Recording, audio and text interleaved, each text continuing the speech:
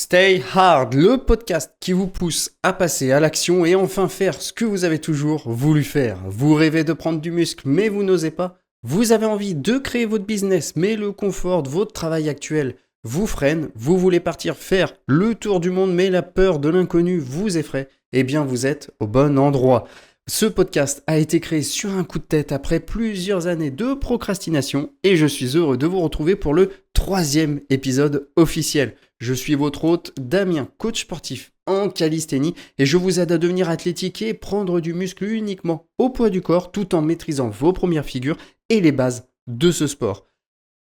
Bonjour à tous, j'espère que vous allez bien. Je vais vous expliquer tout de suite pourquoi je rigole, pourquoi je souffle. C'est horrible. Mais avant tout, j'espère que vous allez bien. Moi, ça allait bien jusqu'à il y a quelques minutes, tout simplement parce que c'est la 3e fois que je réenregistre ce podcast et je vous avoue que je commence à en avoir marre parce que ça fatigue et surtout ça me prend beaucoup d'énergie, ça me prend du temps et ça me saoule. Pourquoi ça fait 3 fois que je les réenregistre? Tout simplement parce que mon logiciel a planté 2 fois.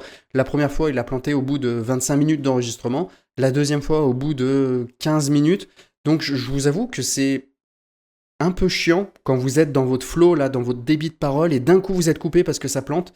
C'est vraiment très relou. Donc là, avant j'utilisais Audacity, là j'ai pris un autre logiciel random, donc j'ai pris OBS juste pour enregistrer le son. J'avais la flemme de chercher un autre logiciel en attendant. Donc là cette fois ça enregistre avec OBS. J'espère que j'aurai pas de soucis. Je sais pas du tout si le problème vient d'Audacity ou si ça vient de mon ordinateur, de mon micro par exemple. Je ne sais pas. Bref, on va voir si ça déconne avec OBS. J'espère qu'il n'y aura pas de problème. Comme j'ai dit, j'espère que vous allez bien. Moi, bof du coup, mais on va essayer de reprendre un peu d'énergie. J'espère que je vais réussir à retrouver un peu tout ce que j'ai dit. Avant du coup de rentrer dans le vif du sujet, vous avez vu le titre de toute façon de ce podcast, donc vous savez de quoi on va parler. Avant ça, qu'est-ce qui s'est passé cette semaine pour ma part? Pas grand-chose, voilà, c'était une semaine assez basique, même si j'ai enfin investi dans quelque chose que je voulais depuis très longtemps. C'est un bureau qui se monte et qui se baisse, donc qui permet du coup de pouvoir travailler autant assis que debout. Et ça faisait un petit moment que je voulais investir là-dedans, mais j'osais pas trop passer à l'action parce que je me disais, bon, est-ce que réellement j'en ai besoin? Est-ce que c'est pas juste un gadget vu que tous les influenceurs en parlent?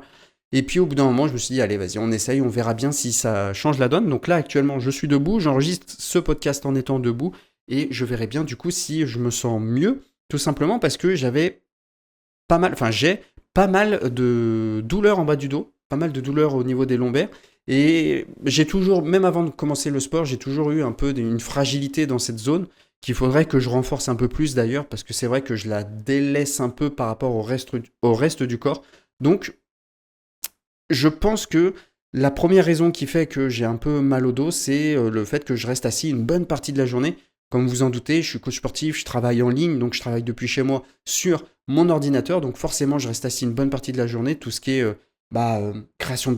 programmation pour mes élèves, tout ce qui est prospection, création de contenu, tout ça je le fais assis, donc forcément ça me prend beaucoup de temps dans la journée où je suis assis et je pense pas forcément à me lever pour faire des étirements comme on peut conseiller parce que moi quand je suis dans une tâche, quand je suis à fond dedans, je pense à rien d'autre et je travaille tout simplement. Donc compliqué, mais là du coup avec le bureau debout, je vais essayer toutes les tâches qui demandent pas énormément de concentration où il y a vraiment besoin d'être assis pour vraiment se poser, je vais essayer de les faire debout. Donc on verra si ça change, je vous tiendrai au courant dans les prochaines semaines, savoir si vraiment mon dos va mieux ou pas. Donc voilà. Bref, sinon cette semaine rien passé, j'ai bien couru, j'ai bien entraîné au niveau calisthénie, j'ai changé un petit peu ma programmation, je prends beaucoup de plaisir, je prends toujours du plaisir de quand je change de programme, mais là surtout ça faisait plusieurs mois que j'avais la même programmation en calisthénie et je commençais à plus trop prendre de plaisir, donc là j'ai changé 2-3 choses et du coup je prends vraiment du plaisir. On va voir sur les prochaines semaines comment ça va se dérouler. Au niveau du run, tout se passe bien, j'ai bien progressé, notamment en endurance fondamentale. J'ai changé un truc en fait, vous savez, j'avais un gilet d'hydratation mais que j'utilisais à chaque fois pour courir, mais je l'utilisais pas forcément pour boire, j'utilisais surtout pour mettre mon téléphone, pour mettre mes clés de chez moi et un peu toutes mes affaires comme ça. Et pour les sorties longues, par exemple, je mettais ma poche d'hydratation tout simplement pour boire. Parce que je trouvais ça pratique, j'avais pas de flasque, j'avais pas envie de prendre ma bouteille et j'avais pas une sacoche que je pouvais mettre au niveau de ma taille. Donc j'utilisais gilet d'hydratation, pardon. Je sais que ça fait beaucoup débat dans le monde du running. Il y en a beaucoup qui disent si tu cours moins de 5 km, t'as pas besoin d'un gilet d'hydratation. Bah si, t'en as besoin. Déjà, si t'as soif, tu bois. Voilà, je sais que moi pour 5 km, je bois pas, mais t'en as besoin déjà si t'as envie de boire et surtout pour ranger tes affaires, ton téléphone, tes clés. Moi, je sais que j'aime bien avoir mon téléphone avec moi parce qu'on sait jamais. Si je suis à 4 km de chez moi et que, je sais pas, je me tords la cheville ou je me fais mal, j'ai besoin d'appeler quelqu'un. Voilà, c'est pour ça que je prends mon téléphone avec moi. Et mes clés, tout simplement pour rentrer chez moi. Hein. Je vais pas laisser ouvert chez moi alors que je suis pas là. Donc j'utilisais ça et en fait, il était cassé et du coup, la sangle qui est située pile devant le cœur, je la serrais avec un nœud. Et du coup, ça me serrait très fort et en fait, j'avais pas ma cage thoracique était pas j'étais pas vraiment à l'aise quand je courais. Et là, du coup, j'ai investi du coup dans une sacoche et dans des flasques. Donc du coup, maintenant, quand je cours en dehors de mes sorties longues, je prends plus mon gilet d'hydratation, je prends juste une flasque et ma sacoche où je mets mon téléphone dedans et mes clés. Et du coup, ma cage thoracique, mon ventre et tout, c'est tout libre. Et du coup, je respire bien mieux. Mon cardio il monte moins haut et je me sens vraiment à l'aise. Bref, voilà, c'était petite aparté sur mes petits running. Bref, les amis, vous l'avez vu dans le titre, aujourd'hui on va parler de quelque chose d'extrêmement important qui est très sous-coté maintenant. Pourquoi ? Parce que cet épisode il fait suite directe au deuxième épisode que j'ai fait, donc l'épisode de la semaine dernière tout simplement, qui parlait de la complexification sur les réseaux sociaux du monde du fitness. On parle trop d'optimisation, des petits plus à côté qui peuvent vraiment changer la donne, alors qu'en vérité, on ne se concentre pas assez sur la base. On ne met plus trop en avant la base parce qu'on considère ça comme acquis, mais au final, c'est pas acquis parce que des débutants et des intermédiaires qui n'ont pas cette base, il y en a tous les jours, il y en a de plus en plus. Et après avoir discuté avec des dizaines et des dizaines de personnes, je me rends compte que beaucoup de personnes n'ont pas des bases solides, mais pourtant ils vont se ruer sur toute l'optimisation à côté qui ne sert à rien si tu n'as pas une base solide. Donc du coup, je me suis dit cet épisode, on va le dédier sur ces fameuses bases, sur les 3 piliers pour réussir sa prise de muscle. Et ça, que vous soyez en entraînement en salle de sport ou au poids du corps en calisthénie, ça marche exactement pareil, d'accord ? C'est vraiment 3 piliers pour réussir sa prise de muscle. Ces 3 piliers, vous les connaissez, c'est sûr et certain. Le premier, c'est l'entraînement. Le deuxième, l'alimentation. Et le troisième, la récupération. Ces 3 piliers essentiels sur lesquels vous devez, au début de votre pratique, même quand vous êtes intermédiaire et au final, même quand vous êtes très avancé, vous devez être sûr de mettre tout en œuvre pour maîtriser ces 3 piliers, avoir des bases extrêmement solides avant de penser à optimiser les petits plus à côté. Vous verrez, on en parlera un petit peu en fin de podcast des petits plus. Mais voilà, les 3 piliers.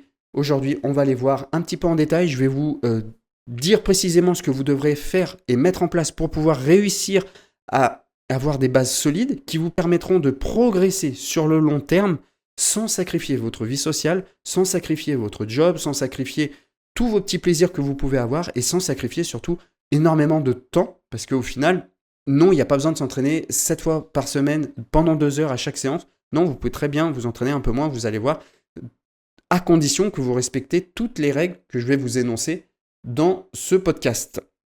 Donc, on va être parti, je vais juste boire un coup, parce que du coup, là, ça fait plus d'1 heure que je parle, vu que ça n'a pas arrêté de couper. Non, peut-être un peu moins d'1 heure, enfin bref. C'est pas grave.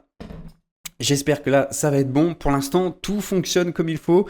Je croise les doigts. C'est à chaque fois que je suis au milieu du pilier 1 que ça bug. Donc là, on va essayer de vraiment faire les choses correctement. Ok, du coup, il y a eu une petite coupure. Je suis désolé, c'est la première coupure qu'il y a depuis que ce podcast a été créé. Tout simplement parce que je viens de me faire livrer un colis, donc j'ai dû aller le récupérer. Je suis désolé. Bref, c'est pas grave, on reprend. J'en étais où ? Je crois que j'en étais à l'énoncé du pilier numéro 1 qui est l'entraînement. L'entraînement, c'est clairement le pilier le plus important pour réussir votre prise de muscle. J'espère au plus profond de mon âme que je ne vous apprends rien, que si vous ne vous entraînez pas, vous n'allez pas prendre du muscle. Malheureusement, ça ne fonctionne pas comme ça. On ne prend pas du muscle pour rien. Je vais vous expliquer pourquoi. Tout simplement parce que, en fait, avant de comprendre pourquoi il faut s'entraîner pour prendre du muscle, il faut comprendre rapidement comment fonctionne votre corps. Votre corps, en fait, c'est une machine qui a été créée je sais pas pourquoi je dis une machine qualité, mais en gros, votre corps est fait pour survivre. C'est son unique but. Son but, c'est de survivre. Donc, pour survivre, il va essayer de s'adapter constamment à tous les stress qu'on va lui appliquer. D'accord ? Et tout ce qu'il y a un petit peu dans le monde est une source de stress pour lui. D'accord ? Donc, par exemple, un environnement chaud, c'est une source de stress. Un environnement froid, c'est une source de stress. Un environnement en haute altitude, c'est une source de stress. Et bien, votre corps, sur le long terme, va s'habituer à cette source de stress. C'est pour ça que, par exemple, les gens qui habitent dans des régions très froides, comme par exemple le Groenland ou l'Alaska, ils sont adaptés à ça et vont bien mieux résister que si moi, par exemple, j'allais en Groenland, je vais avoir plus de difficultés à résister au froid parce que tout simplement, mon corps ne s'est pas habitué à ce froid, il ne s'est pas adapté à ça. Ok ? Donc, vu que tout est une source de stress, l'entraînement également est une source de stress. Donc ça ne veut pas dire que c'est négatif, le stress n'est pas forcément négatif, mais l'entraînement c'est une source de stress. Quand on s'entraîne, on casse des fibres musculaires, votre corps s'adapte en réparant ces fibres musculaires, mais il ne fait pas juste que les réparer, il va les renforcer, il va les rendre plus fortes, il va les grossir, tout simplement pour pouvoir, si jamais il y a la même source de stress qui s'applique, pour pouvoir l'aborder de façon plus sereine et en dépensant le moins d'énergie possible. Pourquoi ? Parce que cette dernière phrase est extrêmement importante. Votre corps est extrêmement feignant. C'est-à-dire que son but, c'est de survivre, mais en dépensant le moins d'énergie possible. D'accord ? C'est pour ça que vous ne pouvez pas prendre de muscle si vous restez sur votre canapé, tout simplement parce que le muscle est un élément extrêmement énergivore pour votre corps. Ça dépense énormément d'énergie et votre corps, ça l'épuise. Donc, s'il n'a aucune raison de garder ce muscle, il va tout simplement le supprimer. C'est pour ça que, par exemple, si vous vous arrêtez de vous entraîner pendant plusieurs semaines, voire plusieurs mois, vous allez inévitablement perdre du muscle. C'est obligatoire. Malgré la meilleure alimentation que vous pouvez avoir, vous allez perdre du muscle. Au bout d'un moment, c'est obligé parce que votre corps n'en a pas besoin. Donc, il va l'enlever tout simplement. C'est pour ça qu'on est obligé de s'entraîner. Et c'est pour ça que sans entraînement, il n'y a aucune raison de progresser. Ok ? Donc là, évidemment, j'ai vulgarisé un maximum pour que tout le monde comprenne. En vérité, c'est un peu plus complexe que ça, mais dans les faits, c'est comme ça que ça se passe. On va s'attarder un petit peu sur le mot entraînement. Dans entraînement, il y a s'entraîner. Et s'entraîner, si je fais une petite analogie, par exemple, du militaire, le militaire, il s'entraîne au quotidien au vu d'une éventuelle guerre ou une éventuelle attaque qu'il peut y avoir. Donc une attaque, c'est quelque chose de très très dur. Donc il s'entraîne pour se renforcer. Eh bien, l'entraînement, dans le but d'une prise de muscle, c'est exactement pareil. Il faut que ça soit dur, il faut que ça soit difficile pour devenir meilleur. Il faut s'entraîner. Quand vous faites votre séance de sport, vous ne faites pas juste votre sport. Non, vous vous entraînez. Il faut que ça soit dur. Si votre entraînement est confortable, que c'est pas intense, vous ne progresserez pas parce que votre corps ne sera pas poussé à la progression. Ok ? Par exemple, quand vous marchez dans la rue, vous vous entraînez pas à marcher. Vous marchez, c'est très confortable de marcher, dépendamment de vos conditions physiques évidemment, mais pour 99% des gens, c'est très confortable de marcher. Donc, vraiment, votre entraînement doit être différent de la sensation que vous éprouvez quand vous marchez. L'entraînement doit être dur, doit être intense. Ok ? Pour stimuler une prise de muscle efficace, et juste avant, petit disclaimer, mais là, dans ce podcast, je vais m'attarder uniquement sur la prise de muscle. Pour ce qui est de la prise de force ou le gain d'endurance, on verra ça peut-être plus tard, parce qu'en fait, ça va différer légèrement au niveau de l'entraînement et même au niveau de l'alimentation. Donc, là, je vais m'attarder sur ce que je connais le mieux, sur la prise de muscle, sur ce quoi j'enseigne à mes élèves, tout simplement, c'est la prise de muscle. D'accord ? Pour ce qui est véritablement de la prise de force en tant que telle, on verra ça dans un futur podcast, d'accord ? Mais là, pour l'instant, on va vraiment uniquement parler de la prise de muscle. Donc, comme je l'ai dit, il faut un entraînement intense. Comment on gère l'intensité en prise de muscle en vue d'une hypertrophie ? Pour ça, dans vos séances, pour chaque exercice que vous allez faire, il va falloir viser une certaine fourchette de répétition. Et cette fourchette de répétition est située entre environ 6 à 15 répétitions. C'est la fourchette de répétition optimale pour stimuler l'hypertrophie musculaire. Est-ce que ça veut dire que si vous faites moins de 6 répétitions ou plus de 15, vous n'allez pas du tout prendre du muscle ? Non, votre corps il n'est pas aussi strict que ça. D'accord ? Si vous faites 5 répétitions, vous allez quand même prendre du muscle. Mais idéalement, il faudra viser entre 6 et 15. Pourquoi une fourchette aussi large? Tout simplement parce que ça va varier selon l'exercice que vous faites, selon l'intensité ou le poids que vous soulevez sur l'exercice, selon le temps de repos que vous prenez, selon votre niveau, selon votre temps disponible, selon votre génétique. Bref, vous comprenez que ça dépend énormément de choses et du coup, je ne peux pas donner un nombre de répétitions précis parce que ça n'existe pas en fait. C'est propre à chacun et ça va dépendre aussi de votre fatigue du jour. Enfin bref, ça dépend d'énormément de choses. Du coup, je ne peux pas dire faites tant de répétitions. C'est pas possible.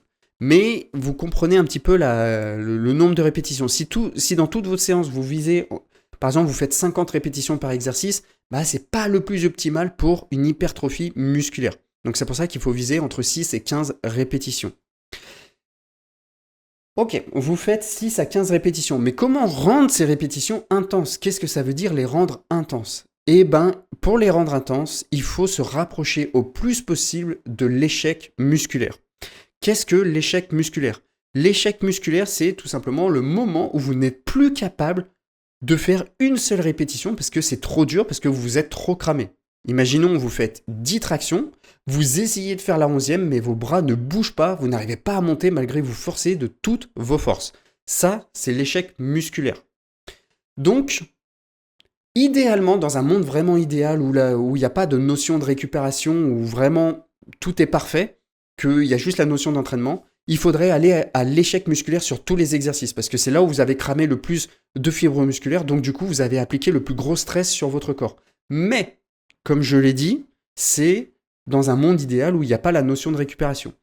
C'est pas forcément l'idéal d'aller tout le temps à l'échec sur tous les exercices, tout simplement parce que vous allez trop vous cramer. Et surtout, vous cramer nerveusement. Et du coup, ça va vous demander un temps de récupération supplémentaire durant lequel vous ne pourrez pas vous entraîner. Donc, du coup, vous aurez moins de volume d'entraînement, qu'on verra juste après.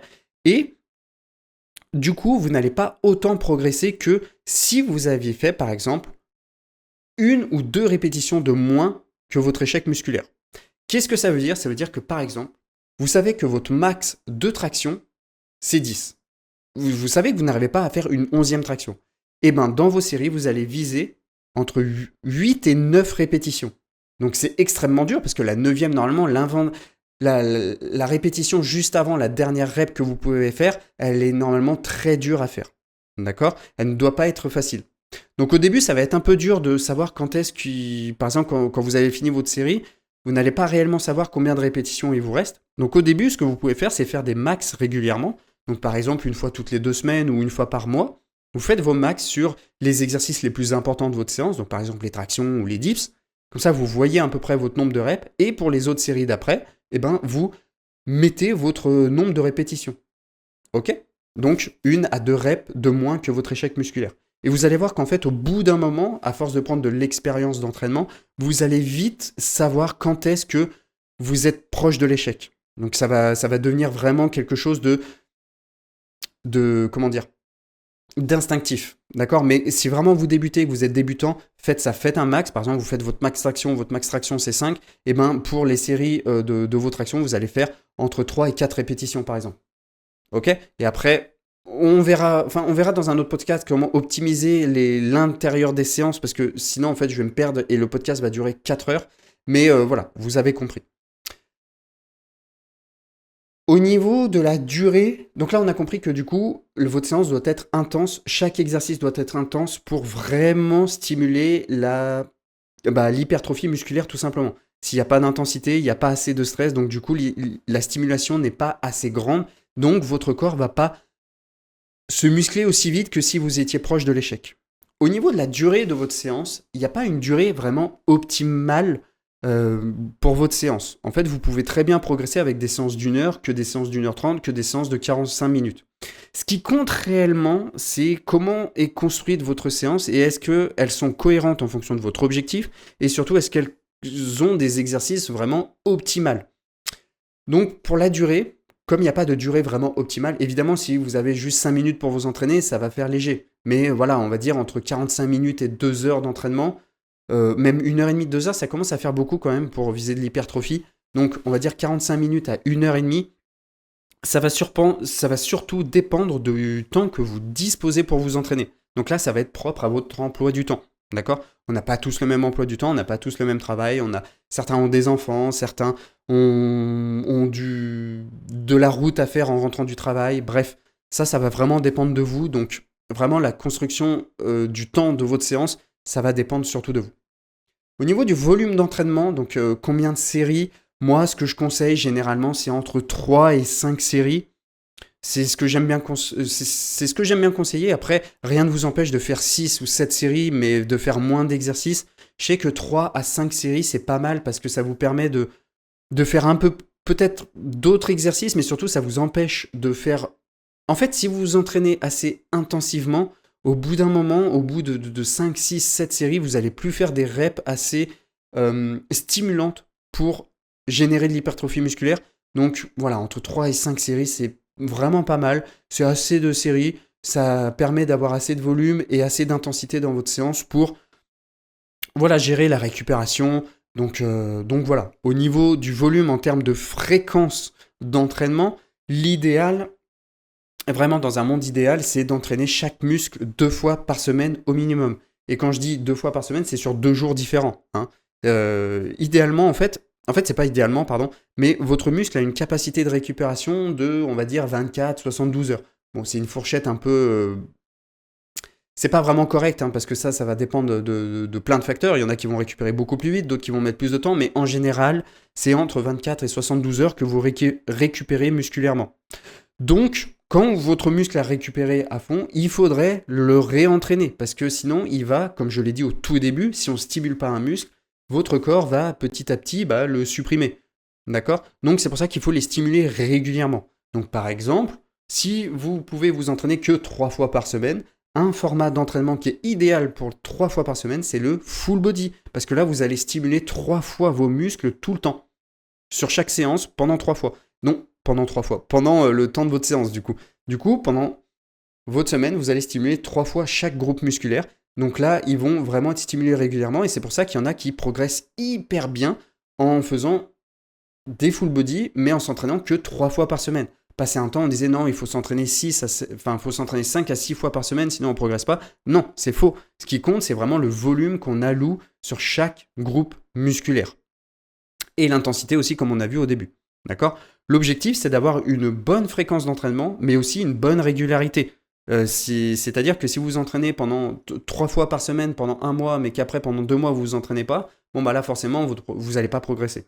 D'accord ? Donc c'est très important d'être régulier dans vos séances de sport. Juste boire un coup. Ok. Au niveau du temps de repos, pareil, c'est compliqué de donner un chiffre précis sur le temps de repos. Moi, ce que j'aime bien faire dans mes programmations, c'est mettre entre 2 à 4 minutes et ça va dépendre surtout de l'intensité de l'exercice. Et si, par exemple, on fait des tractions lestées où on va chercher, par exemple, 6 répétitions ultra dures, là, je ne vais pas donner 2 minutes de repos parce que mon élève n'aura pas suffisamment récupéré. Donc, je vais donner un peu plus de repos. D'accord ? Donc, mais généralement, entre 2 et 4 minutes, c'est vraiment pas mal. Après, comme je le dis, ça va surtout dépendre de l'intensité que vous mettez et aussi du temps que vous pouvez allouer à votre séance. Quelqu'un qui va s'entraîner, qui n'a malheureusement que 30 minutes pour s'entraîner chaque jour, il ne va pas forcément prendre 4 à 5 minutes de temps de repos. Il va plutôt privilégier des repos courts, mais avec des exercices, par exemple, qu'il va enchaîner avec des supersets. Par exemple, il va enchaîner les tractions avec les dips. Voilà, là, ça va dépendre de plein de choses, mais gardez en esprit que 2 à 4 minutes selon l'intensité, c'est vraiment pas déconnant. Au niveau du choix des exercices pour votre entraînement, là, moi, ce que je vous conseille, c'est de choisir des exercices simples et efficaces et qui ont fait leurs preuves. C'est-à-dire, par exemple, pour travailler votre dos, faire des tractions. Pour travailler vos pectoraux, des dips. Pour travailler, pareil, les bras, les dips, c'est pas mal. Les tractions, c'est pas mal. Les squats, c'est pas mal. Les pompes, c'est pas mal. Là, je m'attarde surtout sur le poids du corps parce que c'est ce que je maîtrise le mieux. Mais en salle de muscu, pareil, faites des exercices qui sont simples, qui sont pas hyper techniques à mettre en place. Évitez les exercices tendance qu'on peut voir sur TikTok, là, qui sont hyper bizarres, qu'on ne sait même pas si ça fonctionne. Non, faites des exercices qui ont fait leur preuve, que vous savez que ça marche, et prenez le temps tout simplement de les faire comme il faut, d'apprendre à bien les maîtriser, et voilà, tout simplement. Donc, on évite un peu les gadgets inutiles, et on se concentre sur la base. Vous savez que moi, j'adore me concentrer sur la base. C'est ce que je privilégie dans tous mes coachings, c'est vraiment la base. Et c'est parce que c'est ce qui fonctionne le mieux en fait. Ensuite, au niveau du coup de votre entraînement, là vous avez structuré à peu près vos séances en fonction. Donc là, pareil, hein, au niveau du choix des exercices, je peux pas vous donner des exercices comme ça. Ça va dépendre de votre génétique, ça va dépendre de votre niveau. Par exemple, si je vous dis faites, je sais pas, 4 séries de 8 tractions, ça se trouve, vous savez même pas faire une traction. Donc voilà, c'est pour ça que globalement, en fait, faites des exercices simples, adaptés à votre niveau, et puis voilà, vous adaptez après la progression avec le prochain point qu'on va voir, du coup, c'est la surcharge progressive. Et c'est là le plus gros défaut que je vois sur tous les pratiquants avec qui j'ai discuté, c'est qu'il n'y en a pas beaucoup qui appliquent la surcharge progressive. Et pourtant, comme j'ai expliqué au début de ce podcast, au début de ce pilier, j'ai dit que votre corps, c'est une machine à adaptation. D'accord? Il répond à un stress. Si vous faites toujours la même séance, par exemple, je dis une bêtise, vous faites 4 séries de 10 tractions chaque semaine. Si vous faites tout le temps ça, votre corps va s'adapter pour répondre parfaitement à ce stress, mais il ne va pas s'adapter pour répondre au stress de faire par exemple 4 fois 15 tractions. Parce qu'il n'a aucune raison de le faire, vous faites toujours 10 tractions. Donc votre corps va être super bon pour faire 4 fois 10 tractions, mais par contre pour aller au-delà, pour continuer à prendre du muscle, pour continuer à faire des répétitions, il va être extrêmement mauvais parce que vous ne l'aurez pas habitué. Donc c'est pour ça qu'on doit appliquer la surcharge progressive, parce qu'on a besoin de nouveaux stress pour continuer à forcer le corps à s'adapter. L'objectif, en fait, qu'est-ce que c'est la surcharge progressive? C'est tout simplement de faire mieux que la dernière fois. Tout simplement. Donc pour ça, vous vous doutez bien, pour faire mieux que la dernière fois, vous devez traquer votre progression. Et ça, c'est vraiment important. Pour les débutants, vous n'avez pas forcément besoin d'appliquer un peu tout ça parce que quoi qu'il arrive, vous allez progresser. Mais au bout d'un moment, quand vous allez voir votre progression ralentie, moi, ce que je vous conseille, c'est vraiment de traquer et de noter, par exemple, le nombre de séries que vous faites sur l'exercice, le nombre de répétitions, le poids soulevé ou la progression utilisée si vous n'utilisez pas de poids, et aussi le ressenti de l'effort, le ressenti de la difficulté, ce qu'on appelle le RPE. Donc par exemple, si vous faites 4 séries de traction, vous allez noter traction 2 points, 10, 9, 8, 8. Donc là, la prochaine fois, vous comprendrez que vous avez fait 4 séries de 10, 9, 8 et 8 répétitions pour les tractions. Et la prochaine fois, vous allez essayer de rajouter des répétitions. C'est le moyen le plus simple d'appliquer la surcharge progressive. Le premier levier généralement qu'on fait, c'est ajouter des répétitions. Donc la prochaine fois, vous allez essayer de faire 10, 9, 9, 9. Et ensuite 10, 10, 9, 9. Donc là, c'est des exemples, évidemment. Mais la surcharge progressive ne passe pas que par le nombre de répétitions. Vous pouvez également rajouter une série. Si jamais vous n'arrivez vraiment pas à rajouter une répétition, que c'est vraiment trop dur, dans ces cas-là, vous pouvez rajouter une série. Et du coup, vous allez rajouter plusieurs répétitions d'un coup. Vous pouvez augmenter le poids si jamais vous vous lestez.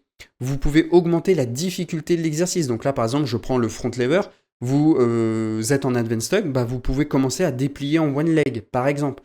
Plus dur, donc du coup, c'est un nouveau stress pour votre corps. D'accord ? Ensuite, vous pouvez aussi diminuer le temps de repos.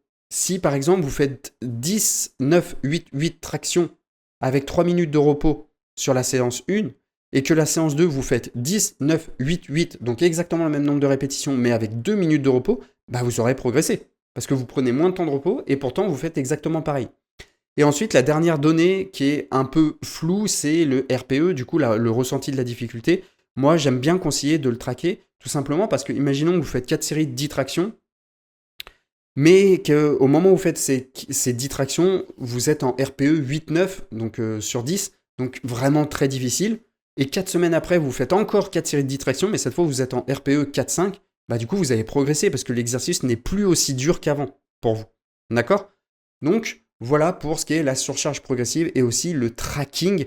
C'est très important de traquer constamment. Pourquoi ? Tout simplement parce que ça vous permettra déjà d'avoir un visuel précis sur est-ce que vous stagnez ? Parce que si vous traquez votre nombre de répétitions et toutes les données que je vous ai dit, vous allez voir en direct si oui ou non vous progressez ou si vous stagnez. Et du coup, vous allez savoir si vous devez ajuster des choses ou pas. Donc c'est pour ça que c'est très important de traquer. Et c'est ce que moi je conseille à tout le monde, c'est de traquer pour pouvoir ajuster très rapidement et éviter de perdre du temps et se frustrer et potentiellement abandonner. Ok ? Donc pour conclure sur ce pilier, normalement, j'ai rien oublié. L'entraînement, en gros, c'est la base du stress adaptatif. En gros, sans entraînement, vous n'allez pas prendre de muscle. Ça, c'est hyper logique. Pour avoir un bon entraînement, vous devez avoir un entraînement intense, régulier et appliquer la surcharge progressive. Sans intensité, pas de raison de grossir. Sans surcharge progressive, pas de raison de plus s'adapter. Pas sans suivi, pas de vision, pas de progrès, etc. Donc, voilà un petit peu pour le pilier de l'entraînement. J'ai enfin réussi à le terminer parce que, comme je vous ai dit, mon logiciel a planté plusieurs fois. Donc, du coup, j'ai enfin réussi à terminer ce pilier. J'ai l'impression d'avoir oublié des choses parce que vu que j'avais évoqué des choses les 2 premières fois, bref, si jamais j'oublie des choses, je les rajouterai soit en description de ce podcast. Mais normalement, j'ai rien oublié. Donc vraiment gardez en tête que l'entraînement, c'est vraiment le pilier le plus important. Si ça, c'est chaotique, vous n'allez pas progresser. Maintenant, on va passer au deuxième pilier qui est extrêmement important, mais légèrement moins que l'entraînement quand on veut prendre du muscle, c'est l'alimentation.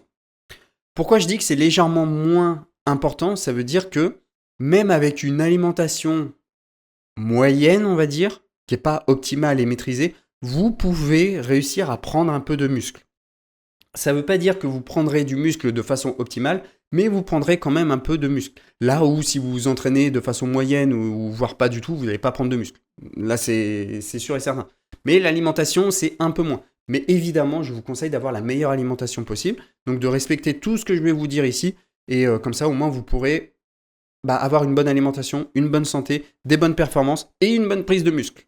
Donc, l'alimentation, il faut l'avoir un peu comme le carburant pour votre corps. C'est ce qui vous permet d'apporter les matériaux nécessaires pour bien récupérer, bien reconstruire les fibres musculaires et surtout avoir assez d'énergie à allouer pour votre séance et aussi pour faire fonctionner un peu tous vos organes et que votre corps puisse survivre tout simplement en bonne santé et qu'il puisse survivre à tous les stress que vous lui appliquez. Une mauvaise diète, en soi, vous, comme je l'ai dit, vous pouvez avoir une bonne progression avec une mauvaise diète, mais sur le long terme, ça peut vous faire stagner. Tout simplement, déjà, la première chose, c'est que si vous mangez des plats complètement pourris, hyper sucrés, hyper gras ou des plats ultra transformés, vous allez moins bien récupérer, vous allez moins bien dormir, vous allez avoir moins d'énergie. Donc déjà, vous allez avoir moins d'énergie à allouer pour votre séance, donc vous pourrez moins vous pousser de façon intense. Donc là, déjà, vous allez moins bien stimuler l'hypertrophie, mais surtout, vous allez risquer de vous blesser. Donc c'est pour ça que l'alimentation, ça reste quand même très important. Et puis même, en fait, au-delà de la prise de muscle, c'est pour la santé. Et la santé, pour moi, il n'y a rien de plus important que être en bonne santé. Dans notre monde, dans notre société actuelle, la santé, c'est vraiment quelque chose de sous-coté. On met en avant le travail, on met en avant le sport, on met en avant plein de choses, mais on ne met pas en avant être en bonne santé. C'est dramatique. Être en bonne santé, c'est ultra important. C'est bien beau d'être en shape, c'est bien beau d'être musclé, sec et tout, mais si vos organes, ils hurlent à la mort parce qu'ils sont mal nourris, ils sont en mauvaise santé, ça vaut pas le coup en fait. Le jeu en vaut pas la chandelle, donc c'est pour ça que c'est très important d'avoir une bonne alimentation. Et je vais vous expliquer concrètement comment avoir une bonne alimentation quand on veut prendre du muscle, mais aussi être en bonne santé. Donc l'objectif de votre alimentation, de la prise de muscle, c'est tout simplement de prendre de la masse, concrètement. Là, juste pour préciser, je m'adresse aux profils qui sont skinny, d'accord? Si vous avez un profil en surpoids ou en obésité, ce que je vais dire ici ne répond pas forcément à vos besoins. Là, je m'adresse surtout aux gens qui sont skinny, qui veulent prendre du muscle, donc qui veulent prendre du poids, d'accord? Donc, parce que c'est ma cible dans mon accompagnement, c'est les profils skinny qui veulent prendre du muscle. Donc, votre objectif, c'est de prendre du poids. Et donc, pour prendre du poids, selon la balance énergétique, c'est tout simple. Il faut tout simplement manger plus que ce que vous consommez au quotidien. Donc, comme je l'ai dit, votre corps, pour survivre, consomme des calories pour faire fonctionner vos organes, pour vous permettre de vous déplacer, bref, pour survivre tout simplement, il consomme des calories au quotidien. Ajoutez à cela votre séance d'entraînement qui, elle aussi, consomme des calories. Forcément, les calories, par quoi elles sont apportées? Elles sont apportées par l'alimentation. Donc c'est très important d'avoir un bon apport calorique. Si vous ne mangez pas assez, vous allez perdre potentiellement du poids et surtout vous n'allez pas forcément gagner du muscle. Alors attention, Petit disclaimer, c'est totalement possible si vous gérez à 100% une bonne recomposition corporelle. Donc là, c'est plus pour les profils skinny fat, par exemple. Vous pouvez très bien prendre du muscle, perdre du gras en même temps. Du coup, votre poids ne bouge absolument pas et pourtant, vous construisez du muscle. Mais pour les profils skinny, ce que je conseille, c'est toujours de manger un surplus calorique, donc généralement 2 à 300 kilocalories de plus que ce que vous consommez au quotidien. En gros, une bonne cible pour une bonne masse, pour une bonne prise de muscle assez propre, généralement, j'aime bien conseiller entre 300 voire 500 grammes par semaine. Et encore, des fois, 500 grammes, ça peut être un peu trop. Mais généralement, c'est à peu près ça que je vise avec mes élèves. Et après, en fonction du visuel que ça rend du coup en photo, là, j'ajuste les calories. Mais généralement, j'essaye de viser ça. Pourquoi pas plus? Tout simplement parce que nous, notre but, c'est d'être athlétique, c'est d'être sec. On n'a pas envie d'être gras, on n'a pas envie d'être massif. Donc du coup, ce qui nous intéresse, c'est uniquement la prise de muscle. Et si vous consommez beaucoup trop de calories, en plus, certes, vous allez prendre du muscle, mais vous allez surtout prendre du gras. Et du coup, vous n'aurez pas le physique athlétique que vous recherchez. Et en plus de ça, vos séances de calisthénie seront beaucoup plus dures parce que vous serez beaucoup plus lourd, parce que vous aurez du poids, entre guillemets, mort, qui est du coup le gras. Donc c'est pour ça que je conseille pas forcément de faire des prises de masse comme on peut conseiller en musculation, mais plutôt un léger surplus, on va dire plus 10% de ce que vous consommez, c'est largement suffisant pour prendre du muscle sur le long terme.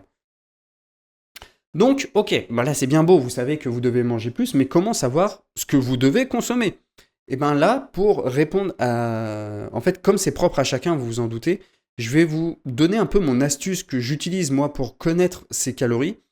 C'est déjà de connaître votre base théorique. Pour ça, ce que je vous conseille, c'est d'aller sur un site en ligne, vous tapez sur internet calcul calories. Il y a un site que je vous mettrai en description qui est pas trop mal, qui est assez, j'allais dire précis, non parce que c'est jamais précis, mais qui est pas trop mauvais, on va dire. En plus, il utilise différentes formules, donc regardez du coup dans la description de ce podcast, je vous mettrai le site. Et en fait, vous calculez en rentrant vos informations, généralement il vous demande la taille, le poids, votre âge et votre sexe, et en fonction du coup des infos que vous avez mis, il va vous donner votre métabolisme de base. Donc le métabolisme de base, c'est ce que vous consommez au repos pour survivre tout simplement. Il faut ajouter à ça ensuite toutes vos dépenses au quotidien, donc vos activités physiques, vos déplacements, tout ce que vous faites à la journée, votre travail, etc. Là, donc, il y a pareil, sur les sites internet, c'est toujours possible de le calculer. Mais, comme je le dis, c'est la base théorique. Toutes ces formules mathématiques, elles ne vous connaissent pas à 100%. Elles ne vous connaissent pas du tout. Elles ne connaissent pas exactement votre dépense calorique. Donc, ça va vous donner une base qui va se rapprocher plus ou moins de ce qu'est la réalité. Mais, ce que je vous conseille de faire... Non, je vais en parler juste après. J'en parle juste après pour vraiment connaître votre base précise. Mais là, voilà. Vous avez votre base théorique du nombre de calories que vous devez manger. Donc, on va prendre par exemple 2500 kilocalories. C'est vraiment un chiffre purement sorti de mon chapeau, même si je porte pas de chapeau. Du coup, vous avez 2500 kilocalories. Ces 2600 calories, il faut les répartir dans les 3 macronutriments. Vous les connaissez, c'est les protéines, lipides et glucides. Du coup, comment les répartir de façon optimale pour une bonne prise de muscle? Il est conseillé pour les protéines de consommer entre 1,6 et 1,8 grammes par kilo de poids de corps par jour. Donc, je vais sortir la calculette. Hop. Alors, attendez, je suis en train de sortir la calculette pour éviter de vous perdre. Imaginons que vous faites 60 kilos. On va faire 60 fois 1,8. Vous allez devoir consommer 108 grammes de protéines par jour pour un profil de 60 kilos. D'accord? Donc là, on a réparti le grammage sur les protéines. Pourquoi aussi haut? Tout simplement parce que les protéines ne servent pas qu'à construire du muscle. C'est vrai que c'est le rôle qu'on leur a attribué à force dans le monde du fitness, mais vos protéines, elles servent surtout à la régénération de votre peau, au bon fonctionnement de vos organes. Vraiment, les protéines, c'est vital. Si vous ne mangez pas assez de protéines, vous pouvez clairement mourir, en fait, tout simplement. Donc, c'est très, très, très important d'avoir assez de protéines. Et en plus de ça, comme vous cassez des fibres musculaires, il faut apporter assez de protéines pour que vous puissiez récupérer musculairement. Donc, c'est pour ça, entre 1,6 et 1,8 grammes. Si vous dépassez 1,8, non, vous n'allez pas avoir de problème au rein. Non, c'est pas mauvais pour la santé. C'est juste inutile. Voilà, vous n'allez pas plus prendre de muscle si vous consommez plus d'1,8. Vous pouvez très bien en consommer plus, hein. Vous pouvez consommer 2,5-3 grammes par kilo. C'est juste inutile en fait. Et en plus, les sources de protéines, généralement, c'est les sources qui sont les plus chères au magasin, que ça soit en ligne ou à la boucherie ou au supermarché. Généralement, c'est assez cher. Donc, ça sert à rien. Voilà, vous pouvez, c'est pas interdit, mais ça sert à rien. Si vous êtes en bonne santé, vous ne risquez rien, pas de problème au rein, vous inquiétez pas, ça a été débunké il y a de nombreuses fois, d'accord? Donc voilà, pour les protéines. Pour les lipides, c'est conseillé de consommer entre 1 gramme et 1,2 g par kilo de poids de corps par jour. Donc là, si vous faites 60 kg, il faut consommer au minimum 60 kg. 60 grammes, pardon, pas 60 kg de lipides. 60 grammes de lipides. Pourquoi? Parce que les lipides, ils sont extrêmement importants, pareil, pour la santé de votre corps, surtout la santé hormonale. Et on sait que les hormones sont extrêmement importantes pour la prise de muscle. Je ne vais pas rentrer dans les détails, mais consommer des lipides, c'est extrêmement important. Les lipides, c'est ce qu'on appelle plus communément le gras. Donc, consommer des gras, évidemment de qualité. On en parle juste après pour la qualité. Mais voilà. Et ensuite, les glucides, ça va être le reste. Comment déterminer du coup le grammage des glucides? Il faut tout simplement déduire les protéines et les lipides de notre total calorique. Comment on fait? 1 gramme de protéines correspond à 4 kilocalories. Donc pour notre profil de 60 kg, qui doit consommer 2500 kilocalories, on sait qu'il doit consommer 108 grammes de protéines, on va faire x4, tac, avec ma petite calculette. Donc les protéines représentent 432 kilocalories. Pour les lipides, c'est pas 4 calories, mais 9 calories par gramme de lipides, parce que les lipides sont tout simplement plus caloriques. Donc, notre profil doit consommer 60 grammes fois 9, ça fait 540 kilocalories de lipides. On ajoute à ça les 432 kilocalories des protéines. Donc, en gros, on ajoute protéines et lipides. On a notre nombre de kilocalories. J'espère vraiment que vous êtes toujours avec moi. N'hésitez pas à prendre des notes, hein. Sinon, vous avez des sites qui le font directement, ces calculs. Sinon, vous pouvez tout simplement demander aux IA comme ChatGPT ou Grok. Ça va vous le faire tranquillement, à condition que vous faites un prompt de qualité. Si jamais vous n'êtes pas sûr, vous pouvez toujours m'envoyer un DM et je vous envoie un prompt. Donc, envoyez-moi un DM sur Instagram et je vous envoie le prompt que vous pouvez envoyer sur ChatGPT et il le fait parfaitement le calcul. Voilà. Mais j'aime bien quand même rentrer dans les détails. Mais là, en gros, voilà, on obtient 972 calories qui correspondent du coup aux calories des protéines et lipides que vous devez consommer chaque jour. Donc, maintenant, on prend notre total calorique et on déduit ces 972 kilocalories qu'on a calculées. Il nous reste donc 1528 kilocalories. Et ces 1528 calories correspondent aux calories qu'on va allouer aux glucides.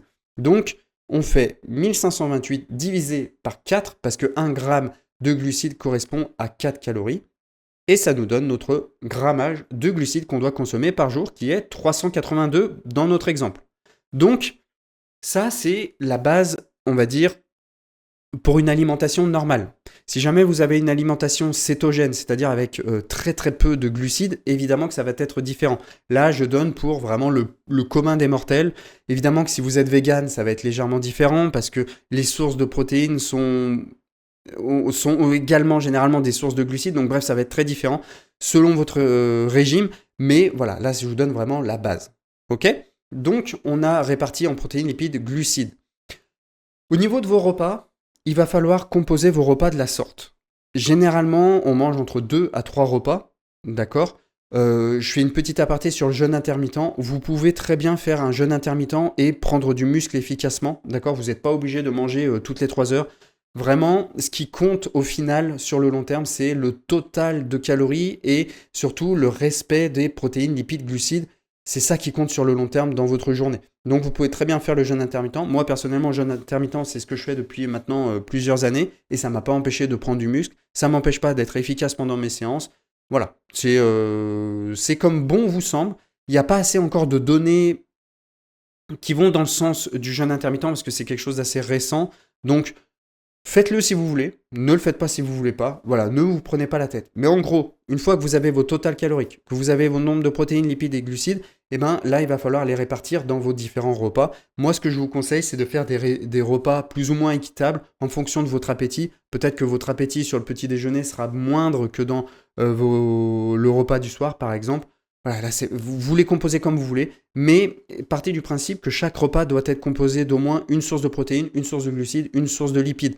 Comme ça, au moins, les trois vont travailler en synergie et vous allez les assimiler beaucoup mieux. Voilà. Il n'y a pas un max de protéines que vous devez consommer dans un repas. Passer un temps, on disait consommer 30 grammes de protéines maximum. Si vous en consommez plus, ça va pas être bien méchant. Je rappelle que notre objectif, c'est pas de devenir athlète professionnel, donc on n'a pas besoin de se prendre la tête et d'optimiser à chaque fois comme ça. Tant qu'on respecte, comme je l'ai dit, les totaux que je vous ai évoqués juste avant et qu'on répartit bien dans chacun de nos repas, à savoir une source de chaque dans chaque repas. Et pour vos collations, si vous prenez des collations, vous faites au mieux, d'accord? Donc, voilà. Maintenant, comme je vous ai dit, là, tous ces chiffres que je vous ai donnés, c'est une base théorique. Et nous, ce qu'on veut, c'est pas une base théorique, c'est une base vraie, c'est une base pratique, c'est une base qui s'adapte à 100% à nous, ok? Donc, comment savoir véritablement notre dépense calorique? Eh bien là, vous allez prendre votre base théorique et vous allez consommer exactement ça pendant plusieurs jours, entre 1 à 2 semaines. Donc tous les jours, vous allez respecter vos macros, respecter votre total calorique. Et ce que vous allez faire, c'est que vous allez vous peser tous les matins. Et vous pouvez aussi vous prendre en photo si vous voulez, mais généralement le test de la pesée, ça marche quasi à chaque fois. Et donc là, évidemment, je parle pour les profils skinny, attention. Vous allez donc vous peser tous les jours. Et vous allez noter votre poids. Donc comment se passe la pesée pour une pesée vraiment la plus, on va dire, avec le moins d'erreurs possible. Vous vous pesez le matin au réveil, à jeun, après être passé aux toilettes. Comme ça, au moins, vous êtes sûr que vous n'avez pas, par exemple, de l'urine ou autre, ou la nourriture que vous avez mangée, vous êtes à jeun. Bref, là, au moins, vous êtes à zéro, on va dire. Vous vous pesez et vous notez votre poids tous les jours. Et au bout de 2 semaines, vous regardez la tendance de votre poids. Bien sûr, pendant ces 2 semaines, vous avez respecté chaque jour vos total caloriques et protéines, glucides, lipides. Ok? Et vous regardez comment votre poids a évolué. Si votre poids n'a pas bougé du tout, ça veut dire que vous ne mangez pas assez pour une prise de muscle. Donc, essayez d'augmenter de 100 à 150 kilocalories. On augmente tout doucement parce que ce qu'on veut, c'est pas prendre du gras, c'est prendre du muscle. Donc, on augmente légèrement et on refait le test 1 à 2 semaines et on voit.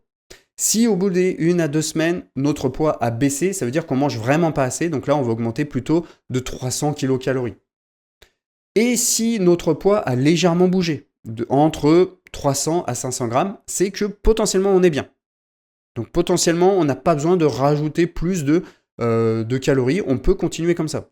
Si par contre, si au bout de 2 semaines, on a pris 1,5 kg par exemple, on a pris quand même un peu trop, potentiellement qu'on a légèrement trop de calories. Donc du coup, là, il faut revoir légèrement à la baisse, vous baissez de 100 kg et pareil, vous continuez ce test. C'est très important de faire ça parce que ça vous permettra de voir comment évolue votre poids, mais il ne faut pas s'arrêter uniquement sur le poids, il faut aussi s'arrêter sur comment vous vous sentez tout le long de la journée. Je crois que c'était du coup dans ce podcast-là et pas dans les moments où ça a coupé juste avant, mais en gros, moi j'expliquais que j'ai réaugmenté la part de glucides et augmenté mes calories parce que, en fait, mon poids ne bougeait pas, mais toute la journée, je me sentais fatigué. Pendant mes séances, j'arrivais pas à me donner à fond parce que j'étais fatigué, que ça soit pour mes séances course à pied ou mes séances street.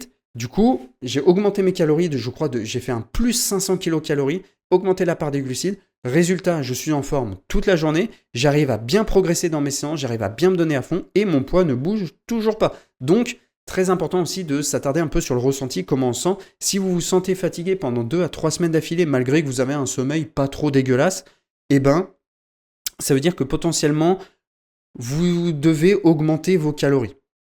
Ok? J'ai l'impression que je me suis un peu perdu, mais normalement, ça a été assez compréhensif. Et du coup, en faisant ce test de la balance, vous allez vite comprendre, vite voir quand est-ce que combien de calories vous avez besoin, tout simplement, parce que vous allez adapter constamment.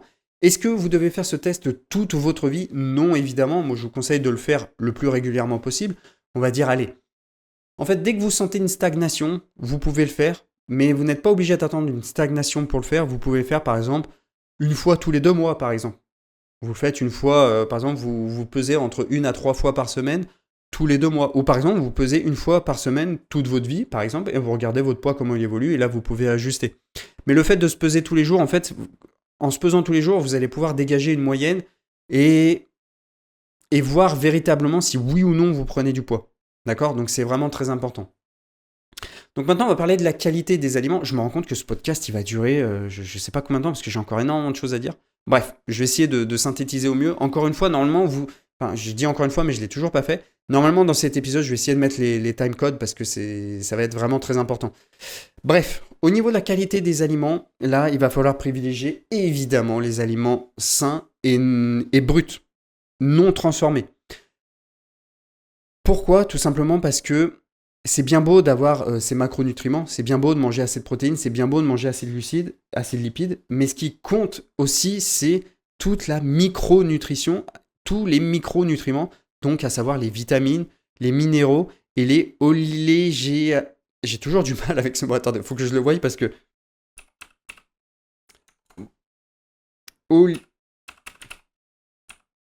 Oligo-éléments, voilà. Bref, en gros, vitamines et minéraux, donc tout ce qui est vitamine D, vitamine A, vitamine E, vitamine K, zinc, magnésium, potassium, etc., etc., etc. C'est très important parce que généralement dans les produits ultra transformés, ils sont tellement transformés que c'est des calories vides en gros. Oui, c'est des calories qui contiennent des protéines, des glucides et des lipides, mais généralement elles sont vides, il n'y a pas de vitamines dedans, donc ça vous apporte rien. Il ne faut pas oublier que les vitamines et les minéraux sont essentiels, et j'insiste sur le mot essentiel pour une bonne santé. Et là, vous allez dire, oui, mais si je prends des compléments... Non, là, il n'y a pas de compléments alimentaires, on parle de la base, on parle d'une chose essentielle. Les compléments alimentaires, ça n'existait pas il y a 500 ans, donc arrêtez avec vos compléments alimentaires, on verra juste après. Mais juste mangez sainement, mangez varié, mangez des fruits, mangez des légumes, mangez des produits bruts, essayez de cuisiner. Et quand je dis cuisiner, je ne parle pas de faire un pot-au-feu qui dure de cuisiner un pot-au-feu pendant 1h30, je parle juste de cuire vous-même vos aliments, de les préparer vous-même, de les couper, prendre des produits frais, ou surgeler vraiment si vous voulez pas cuisiner du tout. Bref,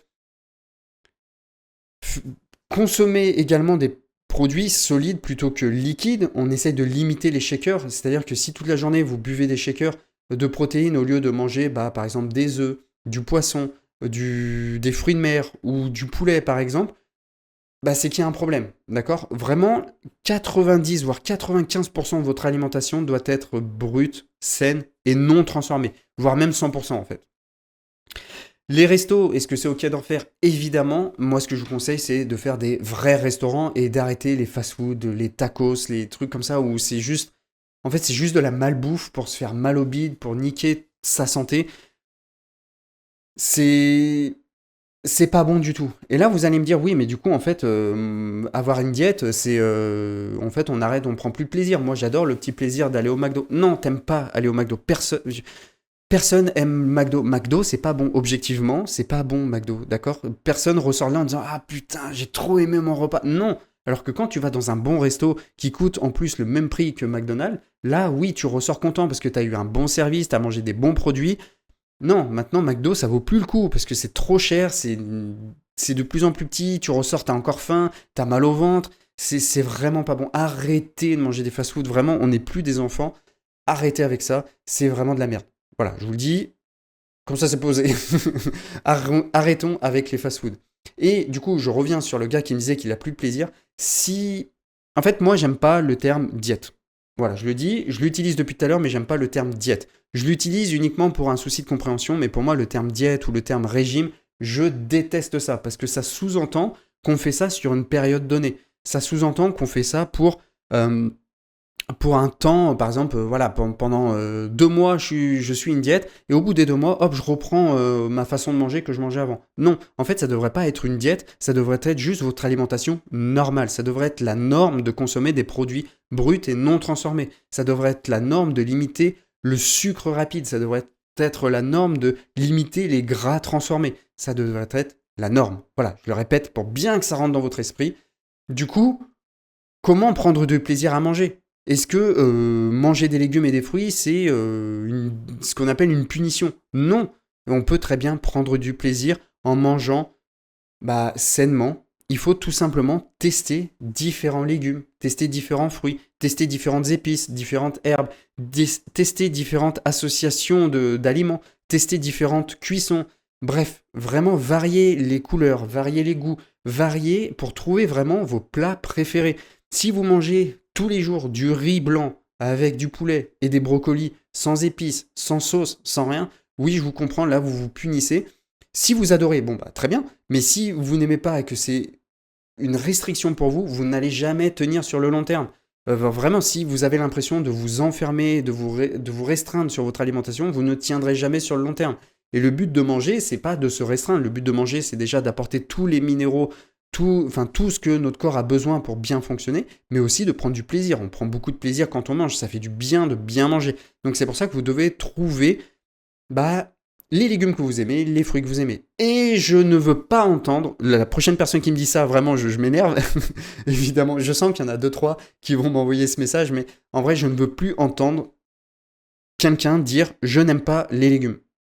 Ok, t'aimes pas les légumes. T'as testé tous les légumes pour dire que t'aimes pas les légumes. C'est impossible de ne pas aimer tous les légumes, tout simplement parce que il y a tellement de légumes différents, il y a tellement de goûts différents, tellement de textures différentes que c'est impossible que tu n'aimes pas tous les légumes. Si pour toi les légumes ça se résume à brocoli, haricots verts, bon bah je comprends que t'aimes pas, hein. Mais non, des légumes, il y a des couleurs différentes, des textures différentes, des goûts différents. Il y a des légumes amers, il y a des légumes un peu plus sucrés, des légumes acides, etc. Et pareil pour les fruits. Donc c'est pour ça que je vous dis de tester différentes choses. Privilégier évidemment les sources locales qui n'ont pas beaucoup voyagé et surtout les fruits et légumes de saison, même les produits de saison globalement, parce qu'ils seront déjà meilleurs en goût et surtout ils auront encore un peu plus tous leurs nutriments. Plus un produit voyage, moins il a de nutriments, moins il est bon. Donc voilà, on privilégie vraiment le local, dépendamment de votre budget évidemment. Voilà, et je sais que tout commence à coûter cher, etc. Manger bien ne coûte pas cher, mais manger très très bien peut vite coûter cher si on veut consommer du bio. Mais on peut déjà manger bien même si on n'a pas énormément d'argent, je vous l'assure. Je vous parle en connaissance de cause. Pour tout ce qui est les sources quelles sont les bonnes sources à consommer, protéines, glucides, lipides, ça prendrait trop longtemps de toutes vous les énumérer ici. Donc ce que je fais, c'est que envoyez-moi un DM sur Instagram en me demandant, bah voilà, j'ai écouté ton podcast et tu parles des sources. Vous me dites ça et moi je vous envoie toutes les sources que je vous conseille de consommer. Évidemment, ça sera une liste non exhaustive parce qu'en vérité, des sources, il y en a des milliers, mais je vous enverrai les sources à privilégier. Comme ça, au moins, vous aurez le truc. Là, je ne vais pas les énoncer ici parce que ça prendrait beaucoup trop de temps. Pareil pour l'alimentation, on essaye de s'hydrater comme il le faut. On essaye de boire au minimum 2 litres d'eau par jour, très important. Voilà. C'est ce que moi, je recommande. Pour résumer, en gros, l'alimentation, déjà, on mange assez de calories, on mange assez de protéines, glucides, lipides pour soutenir nos efforts, pour permettre à notre corps de fonctionner comme il le faut et de soutenir nos séances de sport. Et en mangeant bien, vous allez voir que vous allez mieux vous sentir, vous allez bien pouvoir performer dans vos séances. Voilà. On a fait le deuxième pilier, il en reste un encore. Allez. Mais le dernier pilier, c'est le plus rapide. Il n'y a pas énormément de choses à dire. Le dernier pilier, je l'ai dit en introduction, c'est la récupération.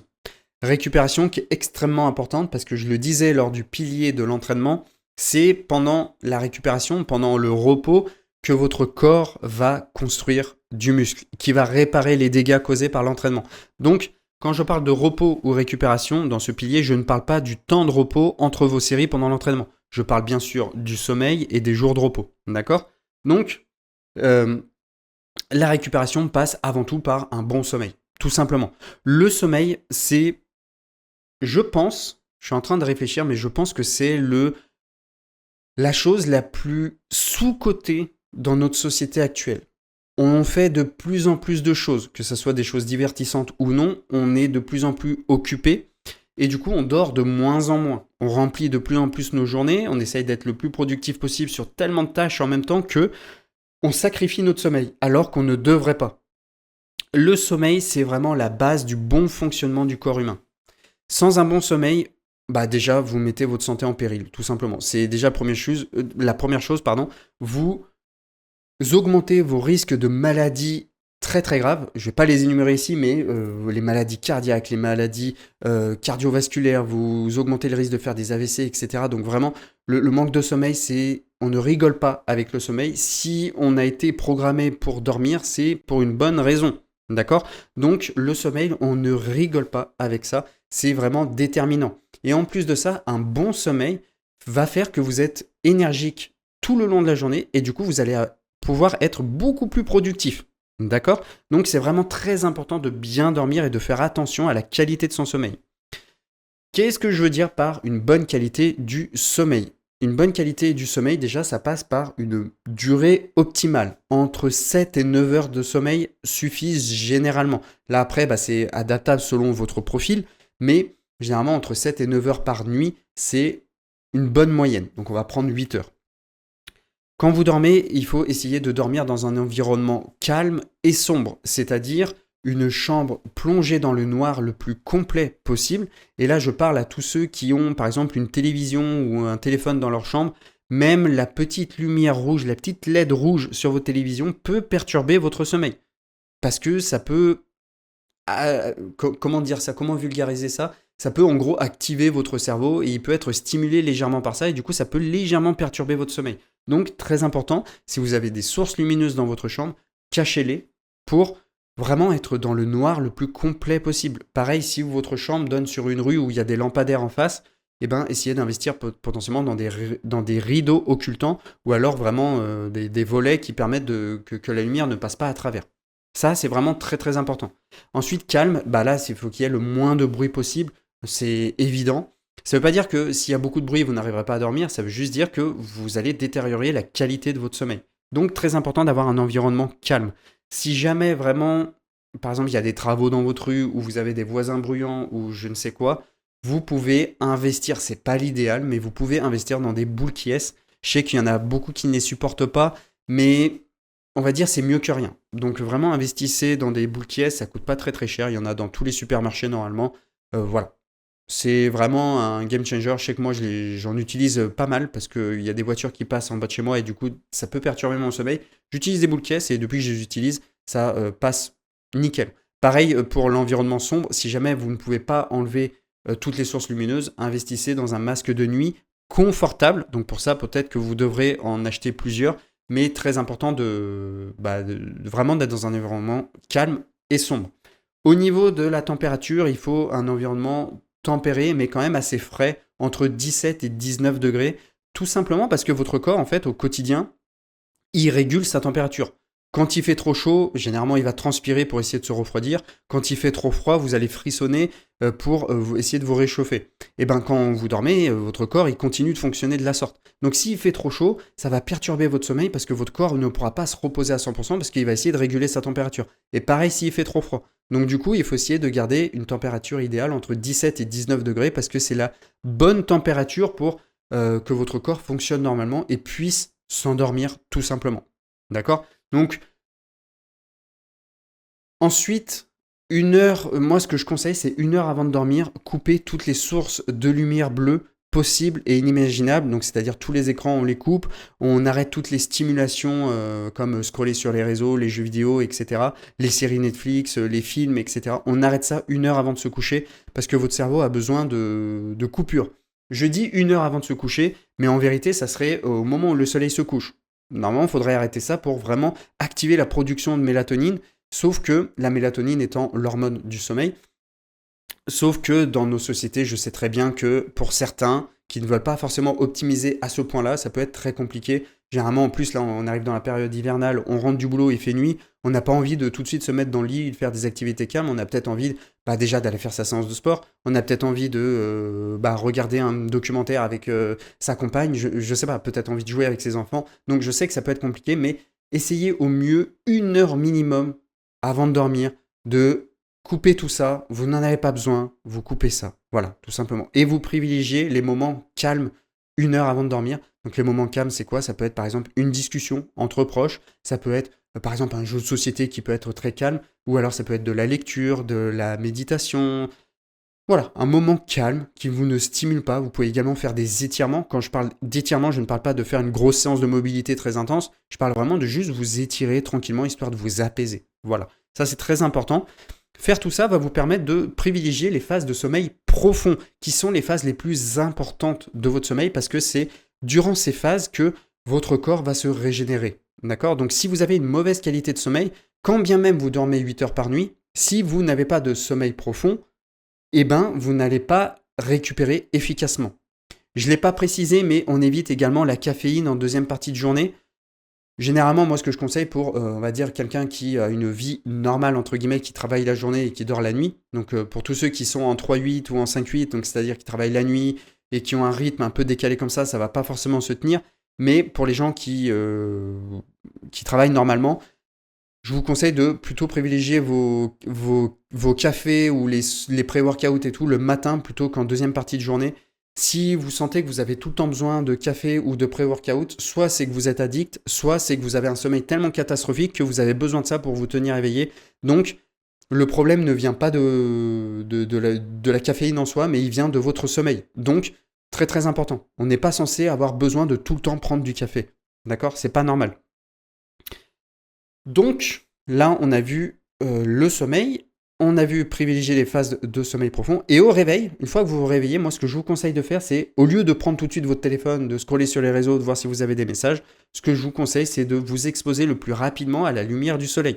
S'exposer à la lumière du soleil, ça veut dire quoi ? Ça veut pas dire vous regarder comme un abruti le soleil pendant 15 minutes dans les yeux afin de vous cramer la rétine.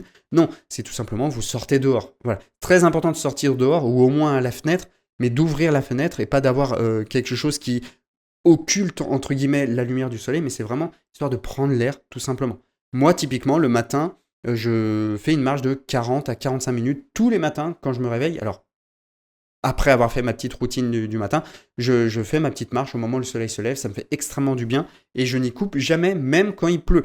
Voilà, je veux pas entendre d'excuses de « oui, mais il pleut », les parapluies existent, les doudounes existent, les blousons existent, et au pire des cas, votre peau elle est étanche, donc arrêtez de chercher des excuses pour des petits trucs comme ça. C'est pas en vous cherchant des excuses que vous allez progresser. Donc ça, c'était au niveau du sommeil. Normalement, j'oublie rien au niveau du sommeil. Oula. Normalement, j'oublie rien. Je dis oula parce que j'ai tapé dans mon bureau, donc je sais pas si le bruit s'est entendu.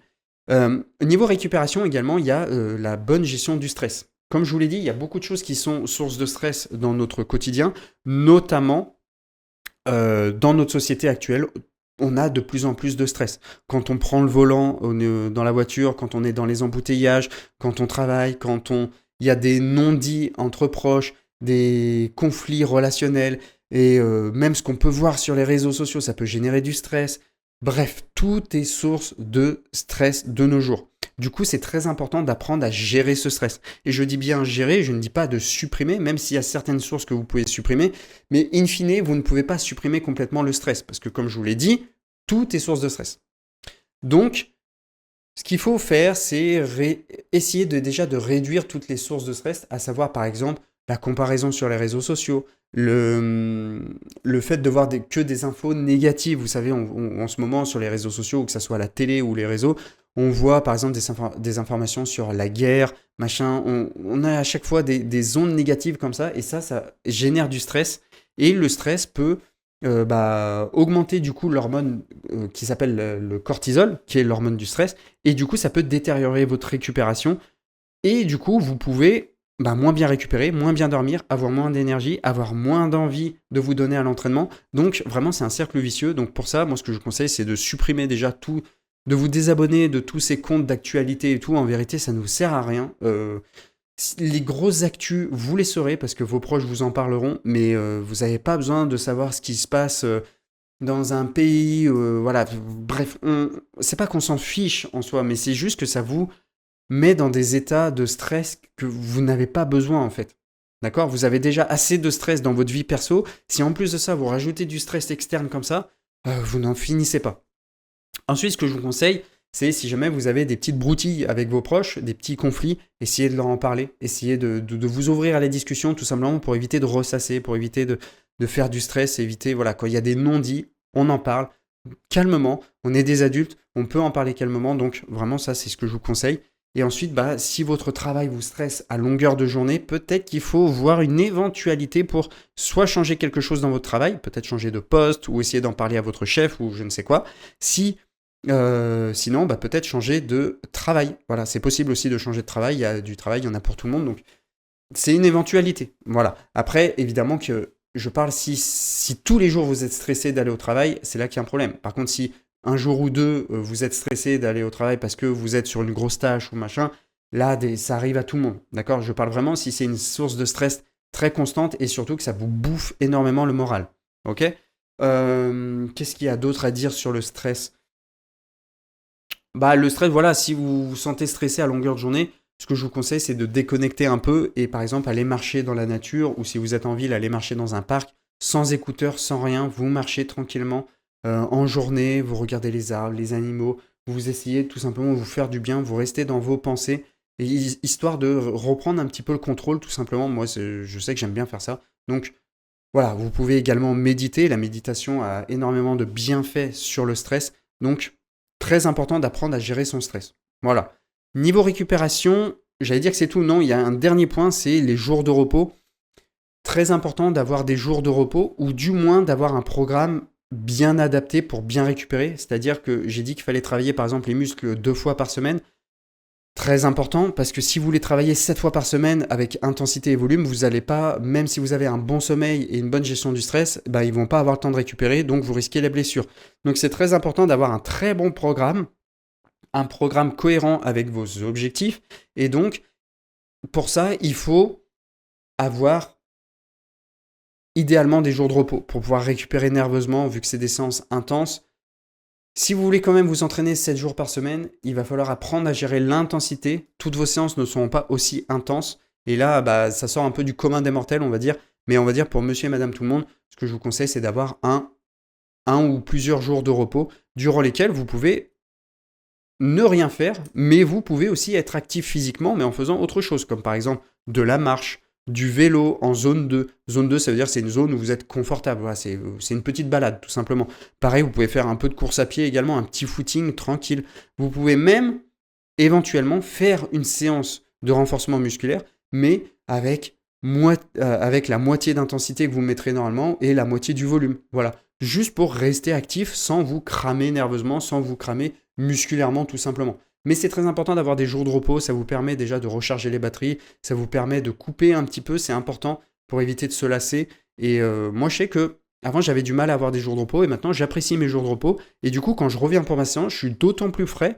Et en plus de ça, je peux me donner beaucoup plus parce que je sais que le lendemain j'aurai un jour de repos. J'ai pas besoin de me freiner pour me dire ah mais demain j'ai ma séance donc si je me crame trop ça va être compliqué. Non là maintenant j'ai des jours de repos donc je progresse vraiment beaucoup plus que quand j'en avais pas. Voilà. C'est tout pour les 3 piliers. On est à 1h15 de podcast. Wow, c'est mon podcast le plus long.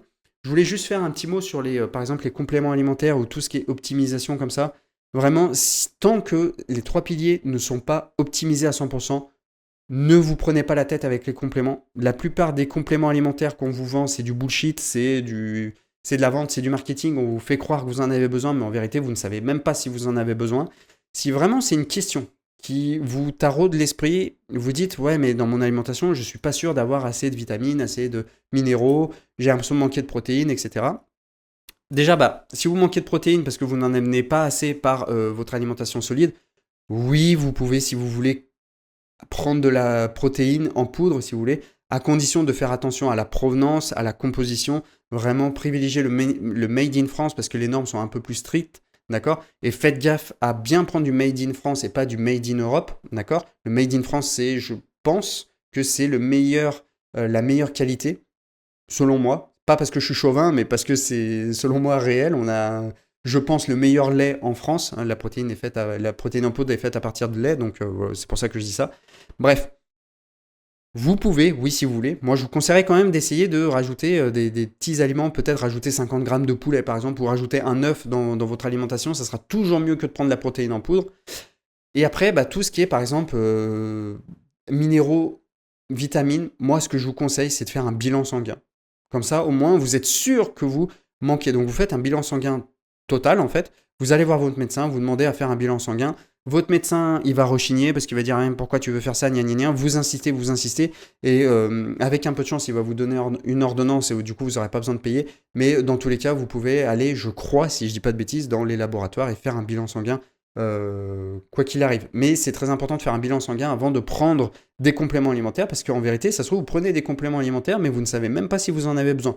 Et du coup, je dis une bêtise, par exemple, vous prenez de la vitamine C alors que vous avez vos apports de vitamine C qui sont très bien couverts, mais du coup vous êtes en excès de vitamine C et les excès de vitamines ou les excès de minéraux, des fois peut être dangereux pour la santé. Donc on fait très attention à ça. On ne rigole pas avec la santé. C'est ultra important. C'est pour ça que moi, je conseille toujours de maîtriser les 3 piliers que je vous ai évoqués.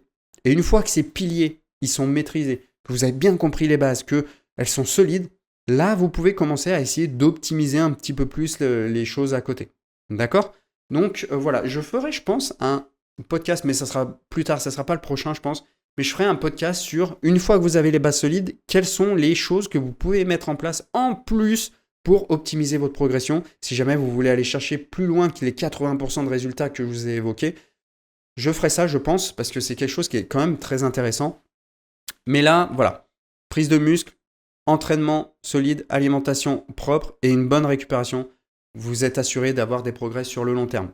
Bref, les amis, oh là là, c'était un long podcast. J'ai normalement pas bugué. 1h17 de podcast en prenant en compte que j'ai enregistré pendant 25 minutes et 15 minutes, je crois. Donc ça fait 40 minutes, donc ça fait en gros 2 heures que je parle tout seul face à un micro et mes écrans. Ça fait bizarre, mais normalement, j'ai été assez clair. J'ai pas trop bugué. Bref, j'écouterai ça au montage. Je vous remercie. Je rappelle pour tous ceux qui souhaitent en apprendre un peu plus sur eux, voir si je peux leur apporter quelque chose parce qu'ils stagnent ou ils rencontrent des grosses problématiques dans leur quête de prise de muscle, il y a un lien vers un Google Form. Je vous invite à le remplir et une fois que vous aurez rempli ce Google Form, je vous contacterai sur WhatsApp afin de voir ce qu'on peut, si on peut se mettre un appel ensemble, se faire un appel ensemble, voir pour voir si je peux répondre à votre problématique ou non. Bref, c'était compliqué cette dernière phrase. Je vois que je commence à fatiguer un petit peu. Bref les amis, merci beaucoup d'avoir écouté ce podcast. Je vous dis à la semaine prochaine pour le quatrième épisode. J'espère que vous avez apprécié. N'oubliez pas les 5 petites étoiles et le petit pouce bleu sur YouTube. Bref, je vous dis ciao.